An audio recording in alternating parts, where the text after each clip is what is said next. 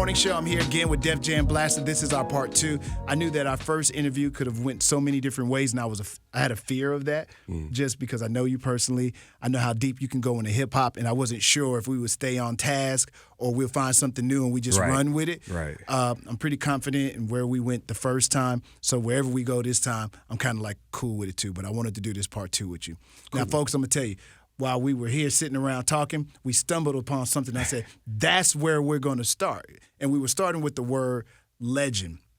Like somebody would go to Blaster like, oh, my God, you're a legend, man. I remember when you did, and they'll tell you this story about something you did, and you want to participate in the memory with them. Yeah. I mean, you can be honest, but you can't. Or, Blaster, I remember when you used to mix on the radio and you did da-da-da-da-da-da-da. It might be a DJ, it could be a fan, but they'll tell you something. But that word legend, you know, when they attach it to you, like, what am I supposed to do with that word? Yeah. Because then you turned it around and say you remember asking Rakim about that particular that one line being a legend.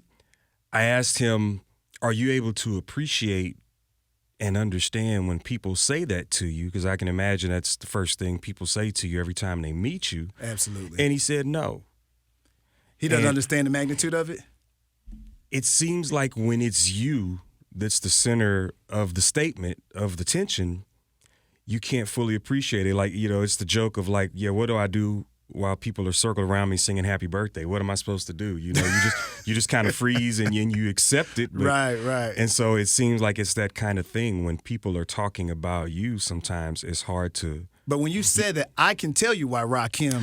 And that's what it is. Obviously, he's my favorite MC of all time. He is number one on the list of absolutely. any list. I agree. So I'm glad we're in agreement. The person who says it knows why they're that person saying is a legend. But if somebody says it to you, like Matt Hatter, you're a legend. And you embrace it because you know it's coming from a very sincere place when you're saying it, but you're also lost in that, like, in that moment of, well, you know, I'm trying why? to think, you know, how? And it's not because you knows. got low self-esteem, Blaster, or anything like that.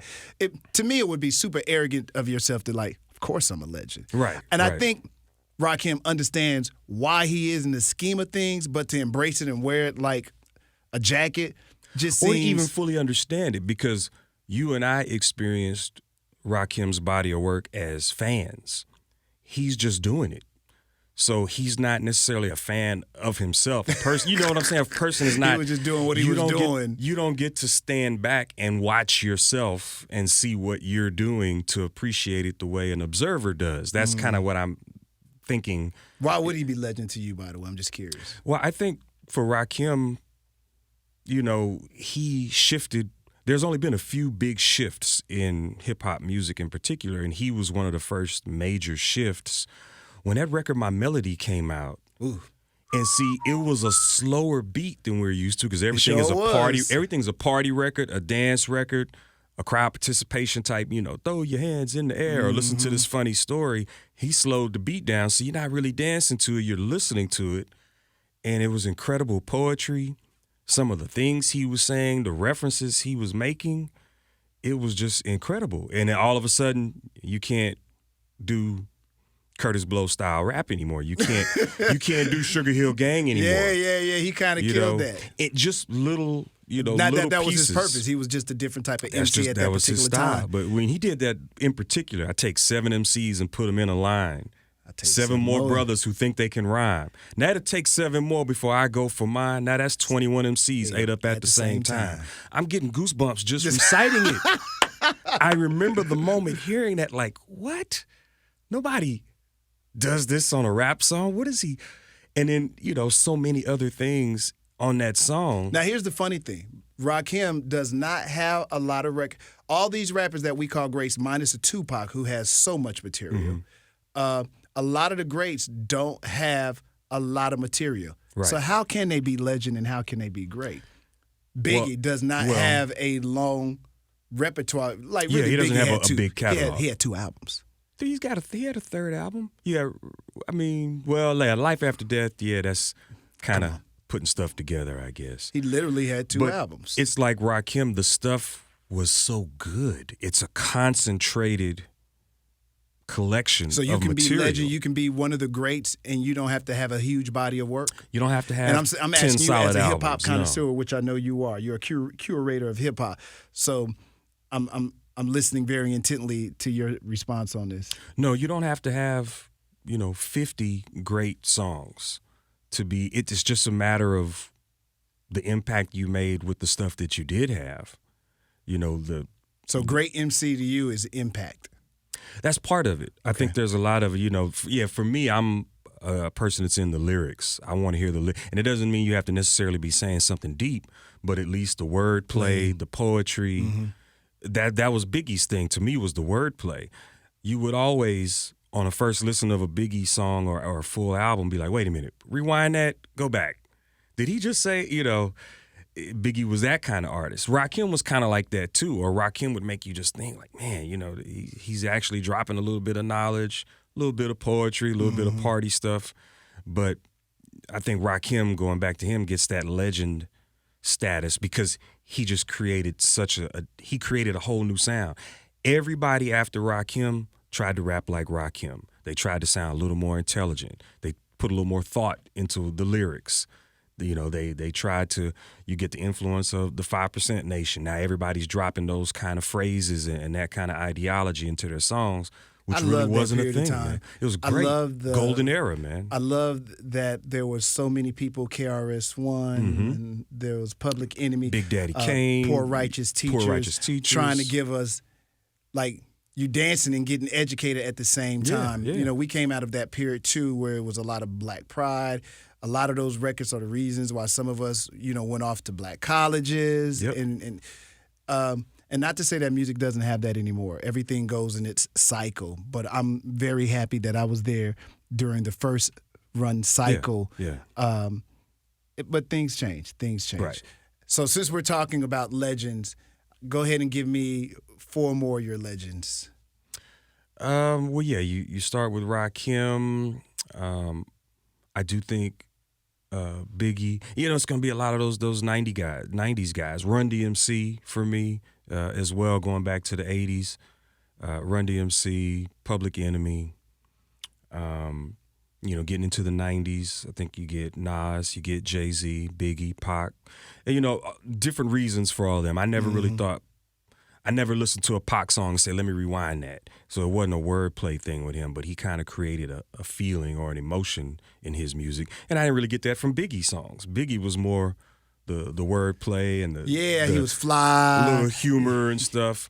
So, I always loved the way he dehumanized himself with the black and ugly as ever. However, stay Gucci. I mean, how can you not appreciate that? It's entertaining, it's clever, it's funny, and it's well written, and the production's good. It's a whole package. Because to me, were you into the more R&B tracks that Biggie did? Because I know you're a hardcore hip. So when you first heard "One More Chance" remix, not the original, the one that slowed it down and used the that was okay. DeBarge? The El DeBarge, yeah. Okay, that was okay. I didn't like Juicy and Big Papa.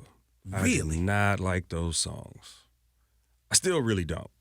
Really? I was like, okay, anybody can take a number 1 R&B hit and make another hit off of it. No, they can't. You can take Blast. between the sheets. We've heard people. Yeah, but I mean, I just, that was just probably the producer side of me. Like, okay, everybody. So you thought it was too simple. I thought it was too simple. You thought that was an easy play. Yes.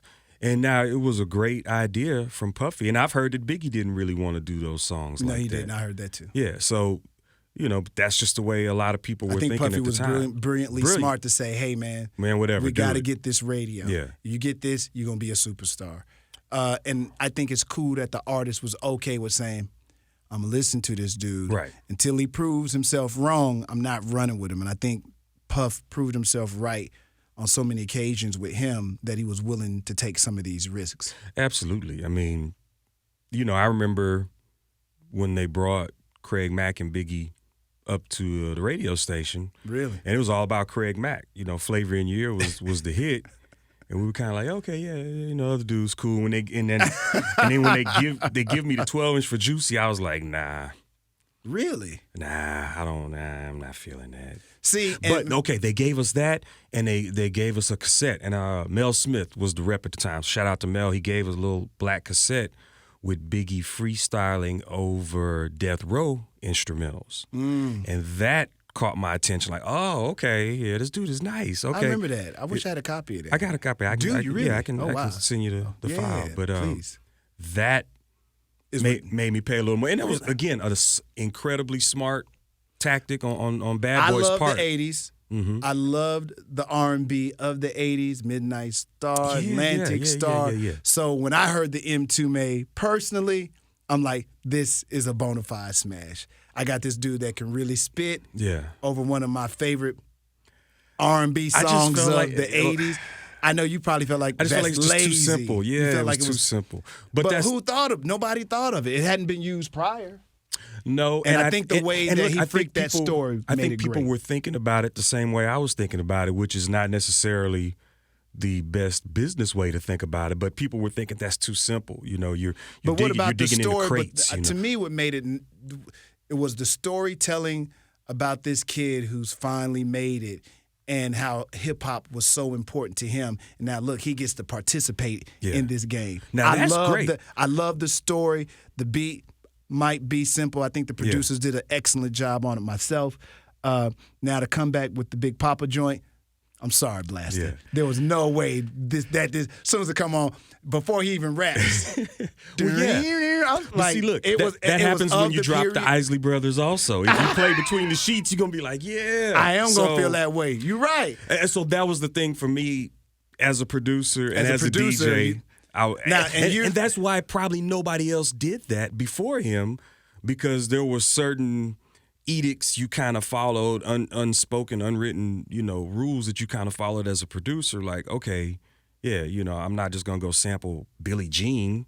That's too obvious, let me go find some Jackson 5 song from, B-side on the album that nobody heard of and chop that up. Okay. He did a good job of it. Now, you're a little older at this point, so you probably don't feel the Jermaine Dupri joint. I did. I ain't gonna lie to you. I thought that was a brilliant song, too. The way they used the sample, the way they freaked it, I thought that was a brilliant song. And even his marketing of those young fellas, RIP to the other Chris, but I thought that was brilliant. Now, so did you feel the same about Ice Cube's It Was a Good Day, which also, really? Did not like that record, man. Played it. Now, let me be clear. I always played the hits. I mean, because I'm playing for the crowd, but I was like, I thought it couldn't get worse than Big Papa. And here we come with Today Was a Good Day, just over the. I don't know. Now again, I'm just talking production. Yeah, side. you're talking from a producer standpoint because you're a producer. To me, you're a producer. I know everybody knows you as Def Jam Blaster, the DJ. Yeah. I think the producer of you could be like a snooty producer. And that's okay. I'll take you're that. You're a hardcore beats and drum kind of like. No, well, you like your samples. I take that back. You like your samples. You like beats and drums in it. You're a more Tribe Called Quest. I want you to dig very deep in your crates and surprise me. I think your disappointment as a producer, not as a fan of music or of Ice Cube or Biggie, you're disappointed in the ease of that sample because you're saying this is already a no-brainer. You're using a hit. Already. I just don't. You're taking. Okay, what about you go back? Let's go back to Biggie and Puffy. I'll Be Missing You. I mean, come on. You're gonna take The Police. I'll Be Watching You. Of course, that's a #1 hit across the world. And of course, that's gonna be. I think if somebody else would have used that song and rapped some other rap and not that particular rap, what it was. I think sometimes, it could seem so simple, but it's what the song mean. Like now, you consider that song a classic. It was a classic already. Yeah. I think Puffy and whomever else. I don't know if Stevie J. Now, I'll be honest, that. that's the song I just don't like at all. I don't even like. Really? I'll Be Missing You. We played it because we were all going through that moment, in time when he was killed. But yeah, I never. If you play that song, I would sit here and still enjoy it just as much as I did the first time. If I heard it, I wouldn't run out the room, but I'm never just going to play that on my own just to hear it. Because as a producer, you just felt like too. Well, it was a little too pop for me, not just too easy based on the hit. Okay. But I was just like, and look, it's not Biggie on it, so if I it's thought Biggie on, because if Juicy comes on, if Big Papa comes on, I'm not skipping the song. I'm gonna listen to it, and I'll play those at parties, So, but if I'll Be Missing You comes on, I'm not even gonna listen to it. So when Puffy and Mace and them redo The Message. Mm-hmm. Are you feeling the same way? Too simple. A little bit, you know, the And slight. then Ice Cube uses that same sample as well. Yeah, and by the time he reused it, I was like, okay, yeah, we're just, you know. Nah, Check Yourself is Yeah, it's, it it's is a another good great song. one too. Then he It got is a DOS good effects song on with there. I'm DOS on it, sorry. yeah. But at some point, I was like, because Man, you hard, bro. Because look, you know, you got to go. If you go back to the mid '80s, no biting. So when you get into the '90s and rappers are remaking rappers' songs, but with sampling no, I'm blast, talking about rappers remaking other rappers' songs. okay. I was like, I guess we're in that phase but now. those you know? songs were at that time when they do that song with that's 90, mid 90s, 94 ish. Yeah, but that was just a thing you just up until that's that at point. least 10 plus years. But that was the first wave of that. Before that, You wasn't allowed to do it. UTFO wasn't remaking a Houdini sample. You see what I'm saying? That was just no biting allowed. The UTFO had a song called "Bite It," talking about that's a rule. You don't copy somebody else, and so the rule changed. But when something first changes, the people there for the change, there's always going to be a little bit of Okay. you know, disharmony. That's like So- saying during that initial good feeling golden age of hip hop, if you want to call it that, or a little bit before, maybe even just in the 80s, there was a whole bunch of biting from James Brown.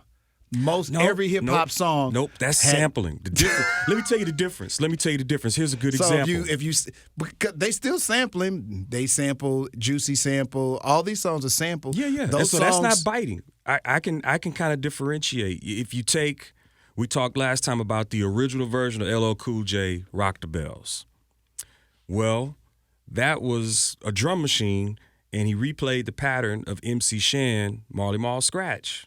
So MC Shan made a song called Beat Biter because at the time that was frowned upon. Right, You don't okay. copy somebody in hip hop. You don't copy another hip hop song. Now, if you're sampling something, that's a whole nother thing. But actually copying one of your contemporaries was a different thing up until the 90s, I guess, where like, okay, now we will start sampling rap songs. And so, but when it first happens, you know, I'm like, whoa, we're resampling, you know, we're redoing the message now, or we're redoing whatever. I thought it was brilliant. Nobody. No, I think I lie. I think when I first heard it, because it was slow, so I was thrown off by tempo. And I was like, I think I probably was. I think I wasn't that much of a fan of it at first, and then after a couple of listens, I was like, and that fits with what I'm saying.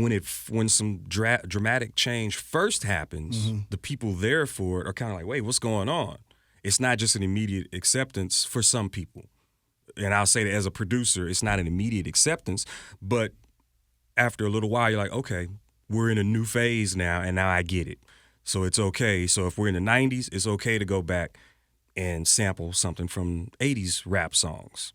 okay. But yeah, sampling, you know, James Brown or other artists like that, that's a whole different thing. That's just the basis of hip hop, you know, using other records when you didn't have access to equipment, you get two copies and backspin I don't know on this one, Blaster. I don't know. I think you're being real hardcore on this one. Well, I could be, but I'm saying sampling is kind of the basis of rap music, you know, taking two copies of a breakbeat and backspinning it for the MC to do his thing.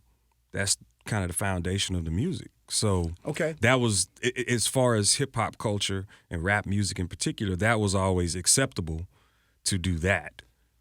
But you know, So hold on. Let's go. I'm gonna keep it in the 90s, early on, when again another shift happens. Since we're talking about sampling now, so when you hear Dr. Dre sample, what's my man?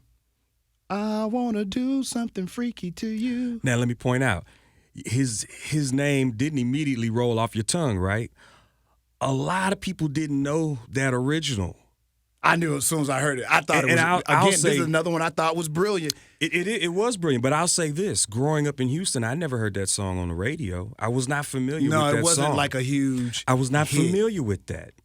Between the Sheets was on every 3 hours when it came. You see what I'm saying? Or The less. difference. The difference was okay. So that's your a sample, but appreciation we level don't is know different. So it. It was a little if you more. dig in the crates a little bit more, even if it's For me. R&B, Yeah. Nothing wrong with sampling an R&B song. It was just it again. was too simple for I you. wasn't familiar with that song before he sampled it, to be honest. Now there may be other people from Houston. Maybe they're a little older than me, and maybe they know that their song. older brother had the record. I That's a didn't know that 70s song. record. I never heard that song before Dre sampled it. So. I loved it. I'm like, this fool just used "I Want to Do Something Freaky to You" and turned it into a crazy. And hit. even like that with Hypnotize. I kind of remembered the Herb Alpert song, but that wasn't really another a big, brilliant sample. I'm glad you brought that up. That wasn't a big song. Oh, that was a huge on record. the radio here. Really? Unless it was like a jazz station or something. It was played on R&B. It was a huge R&B record. All I did was listen to radio now, here, if you listen to like jazz, if there are still jazz radio stations, that's one of their ones in main. I know rotation. that now. Rise was a huge song. When that came out, I was like, okay, I didn't know that. Just song the idea like of thinking about using that. Brilliant. I think that's another. To me, that's what makes some of these songs so exciting. And to hear Ice Cube not on something, to me, it was like a fish out of water movie. Yeah, it was like an artist being fish out of water. The topic. To me, a lot of times it's even Ice Cube's always a great writer. Yeah, any song. Yeah, and I can't lie. That's not my favorite Ice Cube. Once Upon a Time, the Projects, another sample. Great. It's probably my favorite. And a song that I was not familiar with until I think DJ Pooh did that track. Until they made that. Is it like Funkadelic or Parliament or something? Nah, that's like. It's not Betty, George. I I don't want to say Betty Wright. No, it's Shooby Doop and Cop Him is the name of the song. It's a lady though. Yeah. I can't remember. It's Betty. Like I can pull it up. I'm pull it up because I got it on my phone. Somebody probably is trying to pull it up now anyway. And my apologies. We should know that. Yeah. Is it Betty Wright? Let me see. It's not Betty Wright. It is Betty Wright. Shooby Doop and Cop Him. That's Betty Wright. No, that's not Betty Wright. Her name is something else. Because she was in a relationship with. That's the Beyonce sample one right there. Her name is not Betty. It's I'm looking at the song, but now I'm not sure. Oh gosh, it's not Betty Wright though. Willie D uses Betty Wright, Clean Up Woman. Were you okay with that sample? That was okay. Yeah, that one was okay. You still. I mean, and I get it. It's a Clean Up Woman, Clean Up Man. Come on, man. I thought it was another brilliant one, man. I thought Betty Davis. Betty Davis. I'm sorry, Yeah. I forgot who she. No, she I dated did too. Some other I'm saying artist. Betty Wright, and I know it's not Betty Wright, but yeah, Betty Davis. Who she was in a relationship with? Was it? Oh God. All right, we're we've tangented out of that. Definitely, another podcast, another time. That's an interest. This is an interesting conversation for me, Blaster. You got very. And these are just my opinions. I'm not saying that everybody should feel that way. When it comes to music, particularly hip hop. That's why I say you're a true curator. And you know what I always liked about you? You wasn't ashamed, just like now. You're not ashamed or afraid to go against norm. You're like, Juicy, everybody would call it a classic. You like, too simple for me. Not his rhyme, but as a producer, you just thought, too easy, guys. Dig deeper like Dre did with the... Or even like the rest of the Biggie album. Everything else on the Ready to Die album, production-wise, sample-wise. I'm like, okay, cool. But it's not really a lot of R&B moments on that album. I guess what I'm saying, all the other samples chosen on there, I was like, okay, this is dope. Somebody's digging in the crates for these. Everything else on there, I was like, man, great. Absolutely. How were you during the transition? Because, and I always feel like the transition of hip-hop started with that Dr. Dre album, The Chronic. Maybe a little bit before that with Snoop on, what's the song? Well, look, which transition? Well, this is when we went into the hardcore gangster era, in my opinion. Yeah. You know what? There still was a mix of different type of music prior to. Yeah. After that happened, all music went in one direction. All hip-hop seemed to go in one direction. A little bit. Even when you talk about NWA before Snoop, they're still, for what I like as a producer and as a listener, they're still using samples, crispy drums and 808s in there and lots of scratching and stuff. Those were still great hip-hop albums to me. And talking just for my taste, for what I like when I'm listening to music, those were still great albums. It's still sample-based. And so now you get to the Chronic and, Doggy Style album. It's still samples. He's playing some nice thick bass lines and stuff, adding a lot more live music to it, but it's still incredible music. Mm-hmm. So I loved it. Now, it took a while. Subject-wise, I was never into any of that stuff. I didn't smoke and drink, so, that doesn't mean you can't relate enjoy to it. gin and juice. Well, I couldn't relate to the stuff, but that was okay. I still could jam it. Yeah, it was still absolutely. good music. Absolutely. For me, music has to sound good first and foremost. Doesn't always have to have a message. It can be instrumental and still be a great song. So I'm looking for that. How does it sound when it's hitting my ears? Do I like it? So, you like you said, you can be telling a story, or you can just be doing what Crazy C would just call MC rhymes, just rapping about being the best rapper. Okay, but overall, if the song sounds good, mm-hmm. Did you have a okay favorite period of? And is it all hip hop for you? And I hate to say this, when I think of you, I don't really think Blaster's getting ready to play M2 or he I can't see you in the '80s enjoying R&B. No, absolutely. The hip hop part of it, absolutely. I can see you totally ingratiated in it. Not the absolutely R&B stuff. The R&B stuff, the funk stuff, because maybe funk. I'm sorry. We were around before there was rap music on records. Yes. So I love all that stuff. I mean, Gladys Knight, Johnny Mathis. Man, that boy said Johnny Mathis. I think the first concert I ever went to was with my parents to go see Johnny Mathis Really? at the Arena Theater. Yeah. Wow. So was always exposed to a lot of, again, before there was rap music. So, regular R&B as well as Bootsy and all of that type stuff, Parliament Funkadelic and all of that. Yeah, everything. James Brown. What do you think it was about music that got you to where you are now? What caused this love for Def Jam Blaster to be so I think into it? Part of it could have been growing up as an only child. And so a lot of solitary time, there's nobody else around all the time. Can't always find the kids outside to play with, so what do? There's no other really technology that you can manipulate as you see fit. There's no streaming, there's no VCRs and things like that yet. So what can you control? Well, I can play this record right now. And my parents were into music, so we always had a nice collection. Mm-hmm. So I would just go pick records out and sit there and listen to records. And that would be, you have the stereo where you could stack the records up on a tall spindle and then they drop down one at a time. If somebody don't know what you're talking about right now. And that's why I tried to give an illustration. Like you have the long spindle. The big record right here. And you can stack records something up. called a record player, if you will. And you put them all on top of each other. Even though sometimes, maybe two would fall down because it wasn't perfect technology.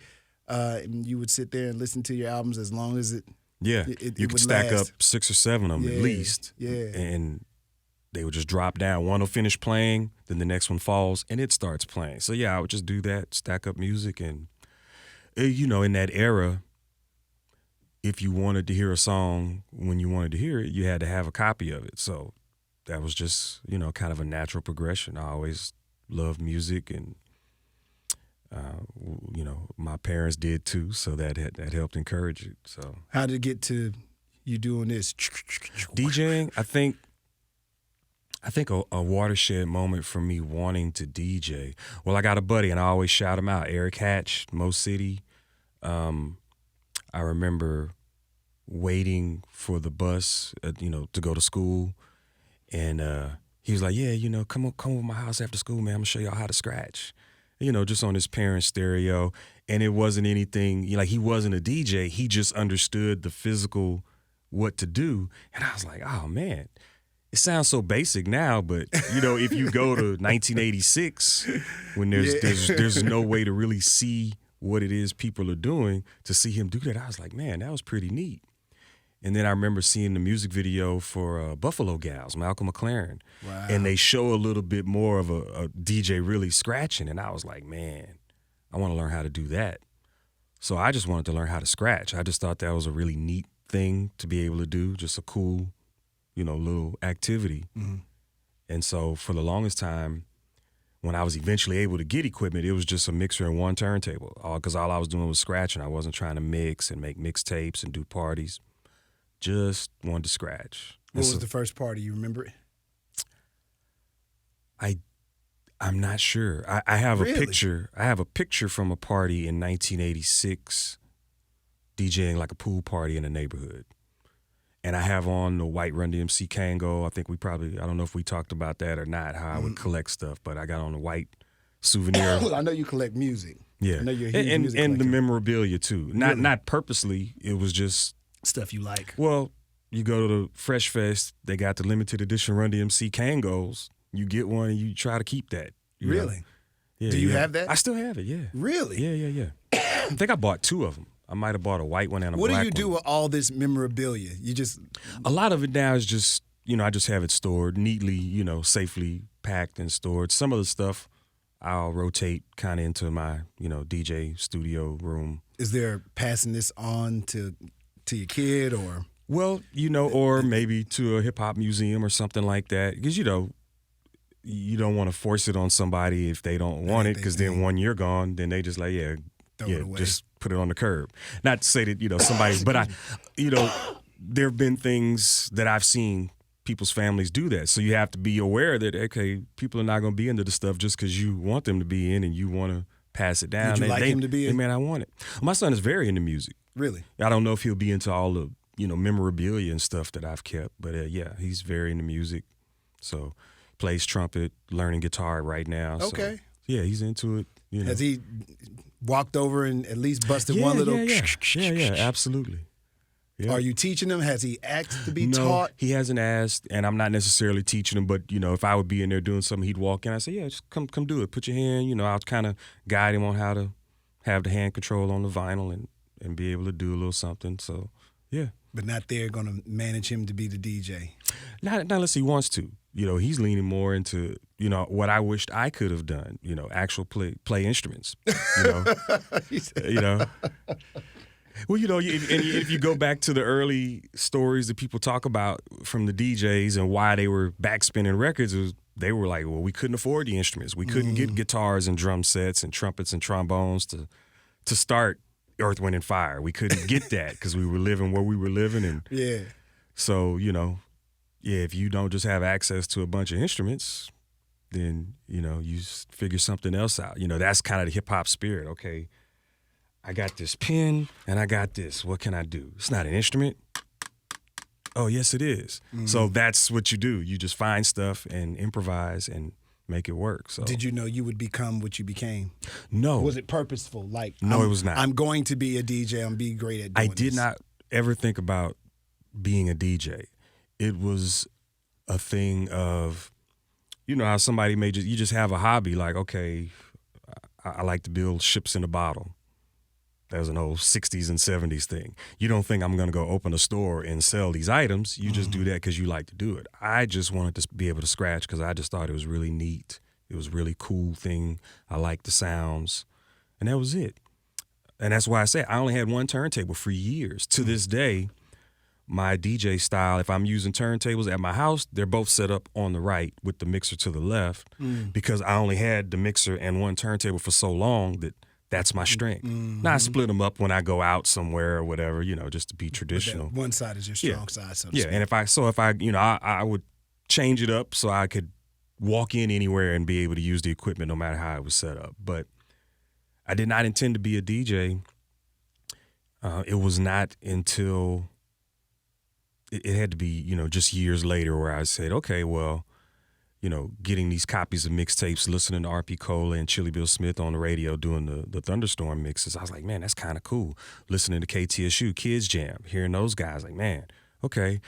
I do kind of want to be able to make a tape with all these cool songs as well. So, but still, even then, it was just that. It was a very slow progress where people knew I had the records and they would say, hey, man, I'm going to have a party at my house, I'm turning 15 or whatever. Can you bring your records and play some music?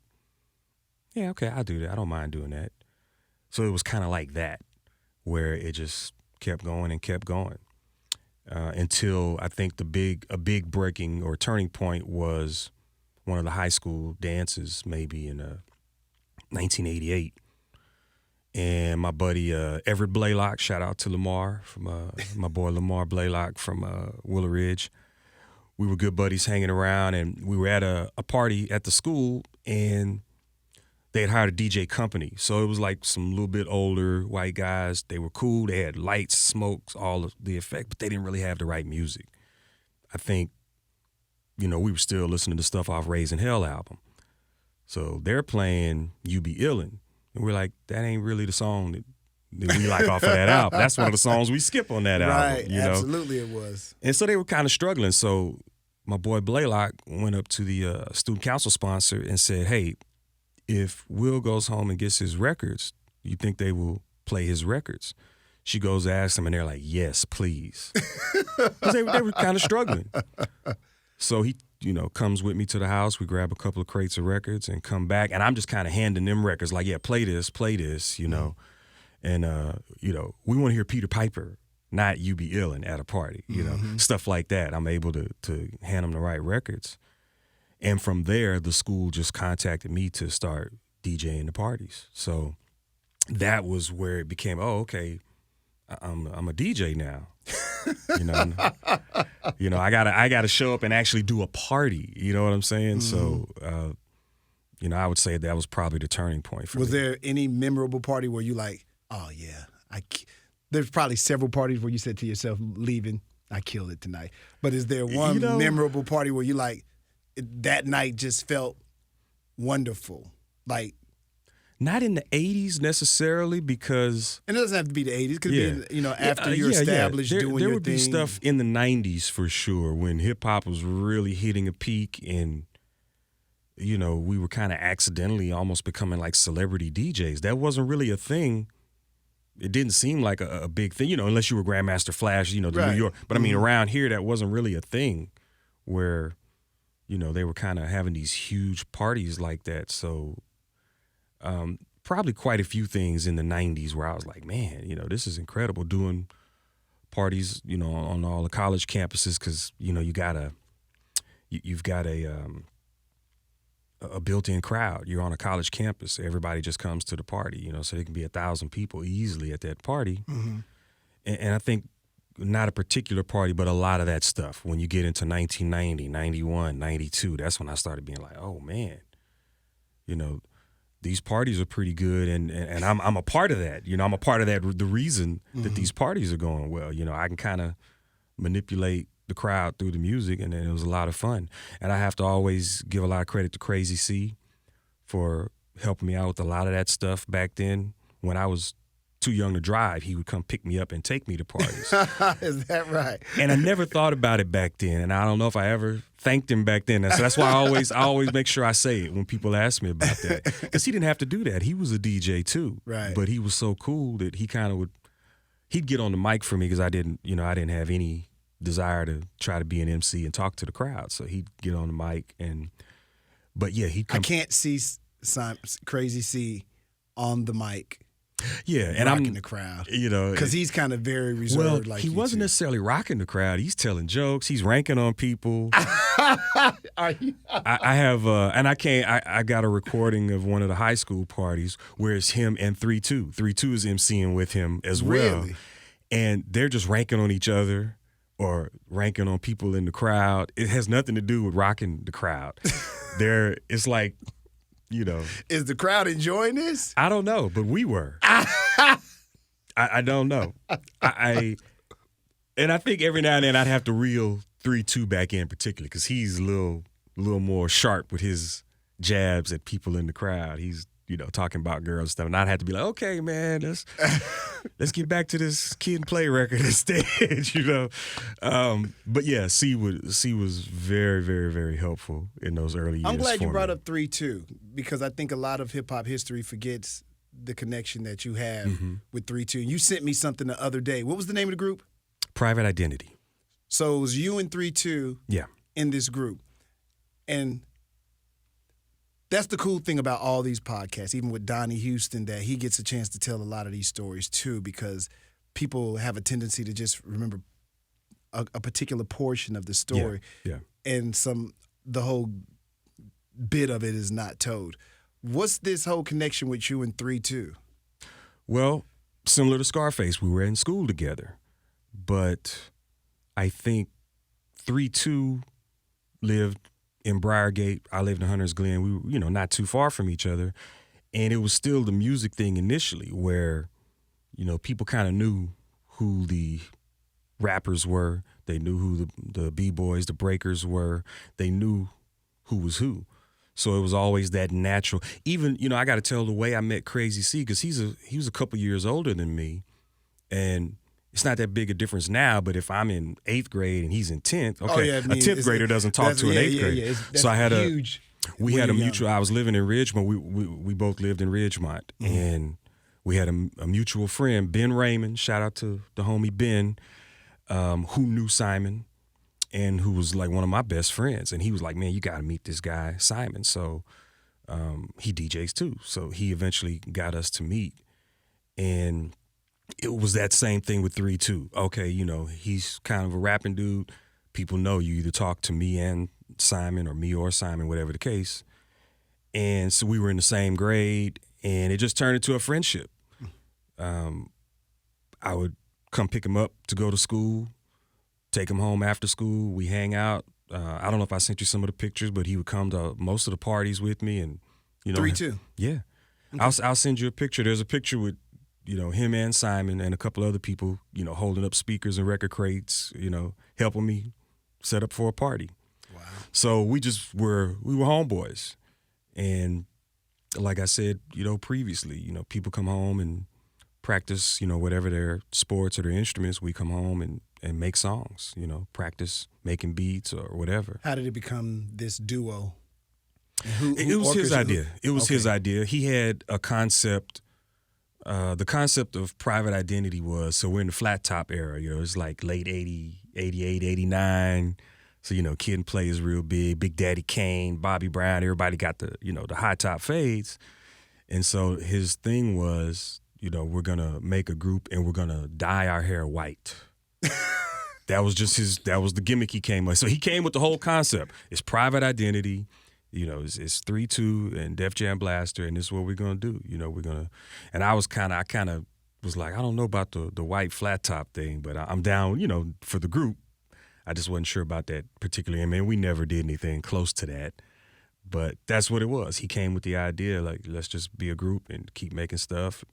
It wasn't, it's not a huge deal in 1988 to say, that's probably the type of thing that happened every 6 weeks. Somebody makes a group.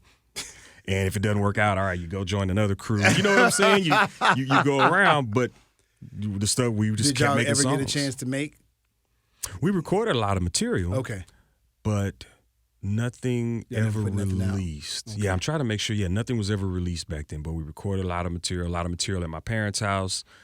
We recorded at least the one song I think I sent you was Look at Me Now. Mm. We recorded that in the studio with Big Richard under Lil Troy's supervision or executive production, and just a whole bunch of stuff, like I said, back at my parents' house in the bedroom. So, what did you enjoy more, producing, being in the group, or was the more satisfaction just being a DJ? Producing, being able to sit down and kind of create something.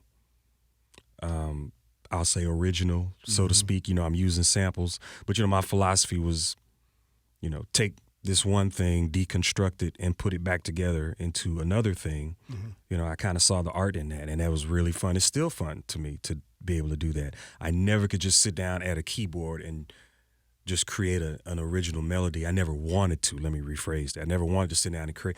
I wanted somebody to, like I said, give me this photo, cut it up like a jigsaw puzzle, and let me rearrange these pieces to try to make a different photo out of it. That was always a little more fun. Are you still doing that?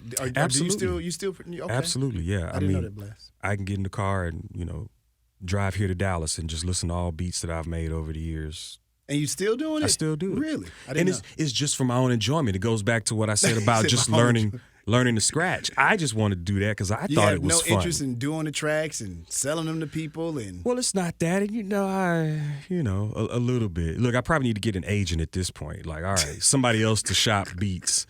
But it's always been that same style. So, if that style comes back around, then You cool. ready? Yeah. I got beat tapes from years and years of beats that you can.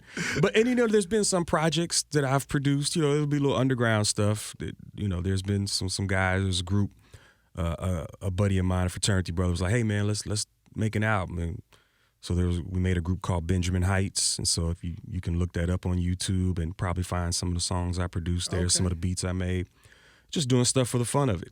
Now, did you think that you're still a sought after DJ? Did you have a time limit on how much time Blaster is going to be a DJ? I think I always try to say, it's entertainment, and I've seen people before, particularly artists, not necessarily DJs, but somebody may have had a hot 3 or 4 albums and then that's it. And you just can't really predict that. It's just up to the market. I figured I would have a little bit more longevity because if you boil it down, all I got to be able to do is play other people's hits. So, that's not difficult. Now I'm greatly, understating the talent that goes along with being able to read a crowd and things of that nature. Mm-hmm. But I always said, well, let me see. Red Alert's still out there, still doing it. Kid Capri's still doing it. I've never thought, and purposely I've never thought of what's the end timeline. Because, in theory, you can just keep going. And it seems like my generation, our generation in particular, still likes to party. They may not, they're not going to go to the club. Right. They're going to rent a place, right, and they're going to throw their big 50th birthday party there, and they may have 200 people, 300 people there. I still do a lot of big events, fraternities and sororities. That's been an invaluable thing in my career, my life in general, but my career in particular, because all these people that I partied with in high school and went to college and joined these organizations, now they get me to come and do their big conferences, in different parts of the country. That's cool. I never would have envisioned that. So I kind of just say, yeah, I'm just going to keep going with it. I'll keep going. No timetable on it. There's no timetable on it because, again, now if it was a situation where I'm in my 50s and I'm still doing high school events, then you say, okay, well, yeah, that's probably going to play out, because, I got gray in my beard and, they might be like, you can still rock it. Them kids don't care. They really don't, because I still do stuff like that. Yeah, them kids don't care as long as that music But hit. I would be like, well, do I want to always, do high school and junior high? I got you. But that's not the case. Mm-hmm. I'm able to still kind of stay in my comfort zone with my generation of people. And it's been a blessing. It's been great. I'm thankful for it. And so I still purposely don't try to put an end timeline together. I feel that. I say, okay, well, if it keeps going, I'm thankful and I'm going to keep going with it. So, almost everybody calls themselves a DJ now. Yes. It's easy to go to your local music store, get you a controller, plug it in. Man, you don't just get an iPad. You don't even have to, there's softwares where you can just What's your thoughts use on touch screen. Is that guy or gal and gal, are they DJs to you? Well, there's levels to this. So, yes, they're DJs. I think just going by definition, if you play music for a group of people, with the intent purpose of trying to move the crowd, so to speak, you're DJing. Okay. I've always kind of had different categories for DJs in my mind, even back in the vinyl days. There's a lot of guys who went through all the trouble, bought all the equipment, got all the records, and still didn't make it. So I don't just look at the ease of getting into it, because I knew that guys that tried it the hard way and just didn't make it, So I don't necessarily have a problem with the equipment. It's a double-edged sword. On the one hand, I love the technology. My 50-something-year-old back doesn't want to carry crates either. But at the same time, that made somebody who might not have seriously considered to say, hey, you know what? I got an iPhone. Let me just be a DJ now, So you have to deal with that too. So I don't discount those people. I kind of look at somebody like, well, what's their intent? Some people just, want to get the notoriety. They just want to see their face and the name on the flyers. And I don't really have that same desire. I never really did have that desire, so I don't identify with those people as well. What about people? There's a lot of times when there's somebody, a hired DJ, much cheaper than you, and you get what you pay for, so to speak. Yeah. But sometimes it's not just they diminish the ability of the DJ. They don't think what you're doing is special. You're just some dude who's playing some records or some songs or whatever you want to call it now, MP3s. I'm just curious as another DJ asking a DJ. There's been, and I can go in a lot of directions with that, but there's been situations where people that are from Texas that will, just for example, will want to book me for something. They're booking me based on a reputation, so they really don't care what I charge. I shouldn't say don't care, but they anticipate. They know. Yeah, it's gonna be a premium. Yeah, but they know that they're gonna get that quality. Right. Someone from out of town might be like, "Well, you charge what?" And I'll be like, "Well, Google me, look me up. I'm not just some guy." But I seriously, I will tell them. But I understand if you just don't get it, then I understand. I'm not gonna talk crazy about you don't know who I am. Nah, I'm not really like that. Mm-hmm. So there were some things that I couldn't do because the people didn't want to pay. And I said, okay, well, you can definitely get somebody cheaper, and that's okay. Have they ever come back later like, I made a mistake? That's happened, and this will be the first time people may notice this, those particular people in particular, but I'll raise the price like $50 or something as a little fee for doubting me. There's a doubt fee. And they don't know. They'll know that now. They'll be like, wait a minute, last year he did charge blah blah blah blah 50 this time. That extra 50 so he included a doubt. You doubted me fee. Yes, that's a thing. Yeah, that's a thing. It tickles me. The way you're laughing, that's what I do at home. Like you doubted me fee. So give me that extra 50 for doubting me in the first place. You doubted me. They told me. They told y'all, I was worth it. So, yeah, pay me this extra 50. Now, and I like to ask people, this is always my last question. Mm-hmm. And sometimes I forget. I made sure I didn't forget this time. As far as success goes, did Def Jam Blaster feel like he was a success, is a success? And this is not just as a DJ, human being. And then what is success to Def Jam Blaster? As a DJ, I think I definitely did feel like I was a success because I was not really chasing it. But as it presented itself to me, I saw it, I appreciated it, I grasped it, I exploited it as much as I could, and did some incredible things. So as a DJ, as a business owner, as an artist, I do think I was successful because I did things that I never thought I would have done, and I think I excelled at them when it was needed. I never really, had any problems. Anything somebody put before me, like we talked about before, oh, you think I should put some mixtapes out? Okay, I'll put out some mixtapes. Oh, I should do, yeah, that is a good idea. Let's throw some parties. Everything, that I was a part of was always successful. And I think, on the business side, that's the things you look at. Well, is the product good? Do the people like it? Then, that's what you're going for. And I think personally, that can be such a deep question. I think, you just get into some of the life decisions that you make. There's always things you look back and say, I might have done this differently. But I think one of the things that I always tried to do was look at people that came before me and what worked for them and what mistakes did they make and try not to make those same mistakes. Let's copy the good things that they did and avoid the same pitfalls that they had. So I think on a personal level, my life has been good. Like I said, personally, even aside from business, I've learned from other people's mistakes, friends that I've had, or even just, something you may see on the news like, oh, wow, I never thought about that. But, let me not get caught up in that same scenario that person got in. I've always been kind of observant like that. So, I would say been very fortunate, very blessed. I think some things are beyond our individual ability and control. Some things are given to you and you got to know what to do with it. And maybe for me, some of that was that particular ability, even at a young age, to have some insight and try to step back and watch other people. A lot of times it's not something you do when you're young. You just go out and be reckless and do whatever. So, and, you know, there were still mistakes I made. There's people that I called and apologized to about things that I just didn't realize when I was younger that may have I can't affected imagine them. you doing something that was hurtful to people.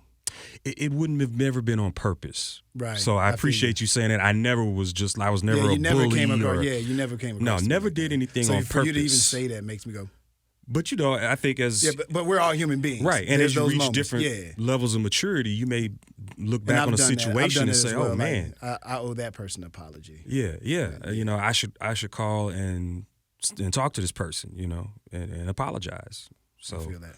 I've had those moments and still may have those moments. You know, it's a never-ending journey until you reach the end of the line. There you go. You can always grow and mature and learn. So, Well, Blasted, I think you have always been a stand-up guy. I can't think of anything bad to say about you. I've never had a bad thought about you. I appreciate that. So that's just me.